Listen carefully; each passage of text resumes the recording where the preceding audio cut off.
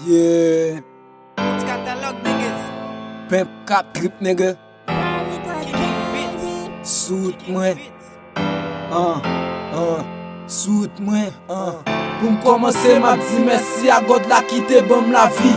Maman papa m'zami nan vi mwen ki fe kontini. Kos depi lem gen l'esprit pou mache se sou pikan. Gen bout bois ka bare piem e devan jem se gros pikan. Chaje moun ki bon espoir me pi devan ka kriye dan. Moun lem anvi kase goso ki toujou di m'pa gen bodan.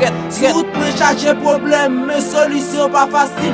E gen sa ki kontante lem nan un moment difisil. Sout mwen gen bon zami e kon sa tou yi chaje tret. Sa kap di m'pou m'avance nan espoir ke m'pral pren defet. Chaje fon ki bon espoir men pi devan klage m'nan wout. Sa ki wèm ki kon chinois paske nan poch kwen pa gon gout. Devon ki sak felisite m'mede edem sep m'tade. Mem si nan premye anlinan yo taple sep m'tade.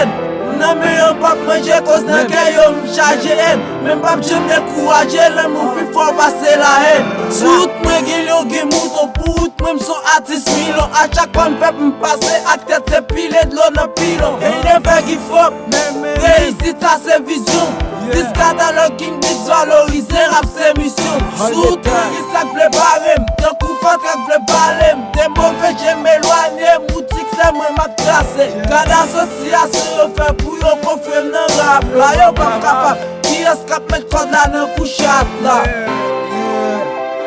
Tout zami mousap Mano Emejan Jeffrey Boy People Design Pimp cap trip nigga.